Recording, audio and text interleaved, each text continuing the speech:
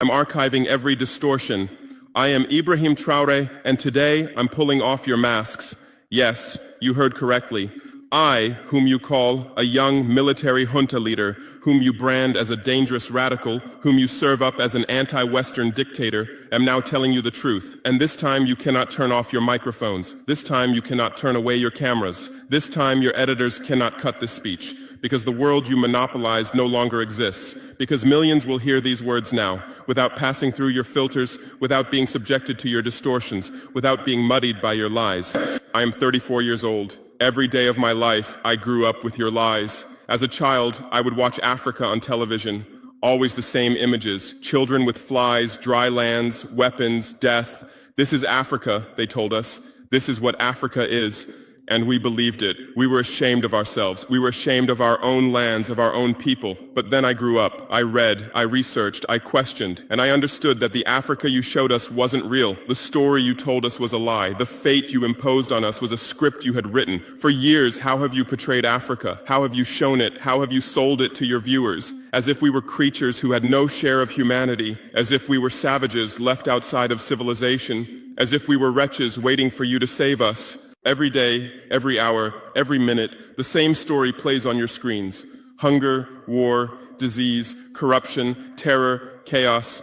These are the words that come to mind when Africa is mentioned.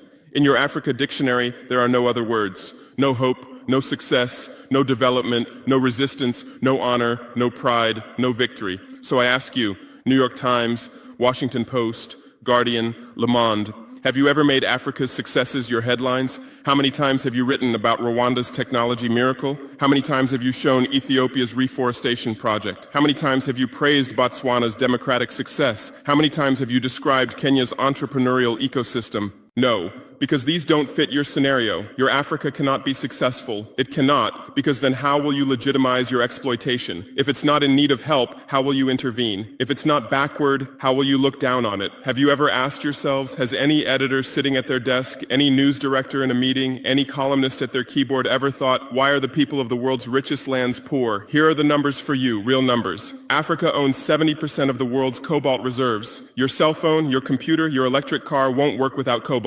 This cobalt comes from Congo, but Congolese can't afford cell phones. Africa owns 90% of the world's platinum reserves. Catalytic converters, electronic devices, medical implants, they all need platinum. This platinum comes from South Africa, but South Africans are crushed by unemployment. Africa provides 30% of the world's gold production. Mali, Burkina Faso, Ghana, Tanzania. Gold flows like rivers from our lands.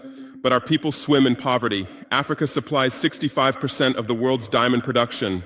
Botswana, Angola, Congo, Sierra Leone, billions of dollars worth of diamonds are extracted, but our miners live on $1 a day. Africa owns 35% of the world's uranium reserves. Niger, Namibia, South Africa. Nuclear plants run on our uranium. Paris lights burn with our uranium, but our villages have no electricity. And you still ask, why is Africa poor? No, the right question is, how was Africa kept poor while being so rich? Here's your answer. Colonialism didn't end. It changed shape. You used to come and occupy our lands. Now you come and establish companies. You used to take by force. Now you make agreements. You used to rule with the whip. Now you rule with credit. Let me give you concrete examples. With numbers, names, dates, but you'll never write about these. Glencore, Swiss-based mining giant, extracting cobalt in Congo. 2022 revenue, $256 billion, a tax paid to Congo, $500 million, that's 0.2%. Is this justice? Rio Tinto, British-Australian mining giant, extracting bauxite in Guinea, 20 million tons annually. What's left for Guinea? Environmental pollution and cancer. Total, now Total Energies, French oil giant, extracting oil in Angola, Nigeria, Congo. 2022, profit, $36 billion investment in Africa, dirty pipelines, Anglo-American, founded in South Africa but now in London. Diamonds, platinum, iron, taking everything. What it left in South Africa, 6 million unemployed miners. And these are just the tip of the iceberg. What about the invisible, the secret deals, the offshore accounts, the transfer pricing tricks? Every year, $88 billion in illegal money flows out of Africa. Who writes about this? Every year, $45 billion in aid comes to Africa. Everyone writes about this, but no one says Africa is not the continent receiving aid, it's the continent giving aid.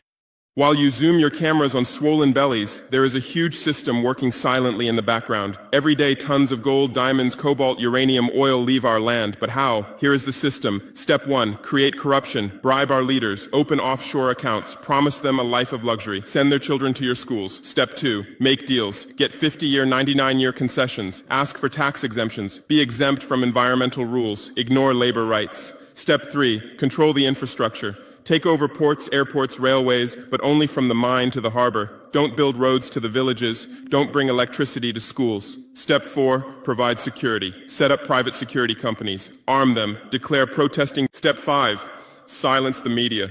Buy local journalists. Suppress opposing voices. Serve internal unrest news to international media. And this is how the system works. It's been working like this for 100 years, and you don't see this system. You don't want to see it, because you're part of this system too. Who are the biggest advertisers of New York Times, CNN, BBC, oil companies, mining companies, arms companies, pharmaceutical cartels, the companies that exploit Africa? You live on their money, you defend their interests, and what I'm about to tell you might cost me my life, but it's no longer time to be silent. France's system in Africa is the CFA franc. 14 African countries still use French colonial currency. 50% of these countries' central bank reserves sit in the French treasury. France applies negative interest to this money, so we pay France to use our own money. Through this system, France transfers $500 billion worth of resources from Africa every year. Does anyone write about this? No. But when France gives Africa 10 billion euros in aid, it makes headlines. Britain's system is more sophisticated. London is the world's money laundering center. City of London, offshore paradise. Every penny stolen from Africa passes through London. Jersey, Guernsey, Cayman Islands, Virgin Islands, all under British control. Africa's wealth hides there. America's system is AFRICOM. Africa Command, 46 military bases on the continent. Official purpose, security. Real purpose, resource control. Drones in our airspace every day, listening devices everywhere. They say fighting terrorism, but it's not terrorists. It's people's leaders who are targeted. China is the new player, says win-win, builds infrastructure, gives credit, but in exchange for what? 99-year port concessions, mining rights, agricultural lands, debt trap diplomacy, ask Sri Lanka, ask Zambia, and you write about none of this. Why? Because you're not free press. You're corporate press. Your bosses are billionaires. Jeff Bezos bought Washington Post. Why? For love of journalism? Rupert Murdoch's media empire, Fox News, Wall Street Journal, The Sun, The Times, all from the same hand, all giving the same message. West is good, others are bad. Carlos Slim is the largest shareholder of New York Times, Mexican billionaire. Where's his wealth from? Monopolized telecommunications, got rich off Latin America's back, now controls America's most respected newspaper. And you claim to do independent journalism? Who are your editors? Which schools did they graduate from? Harvard, Yale, Oxford, Cambridge? Always the same elite schools, always the same worldview, always the same prejudices. How are your reporters selected? How many languages does your Africa correspondent speak? French, English, that's all. Swahili, Hausa, Yoruba.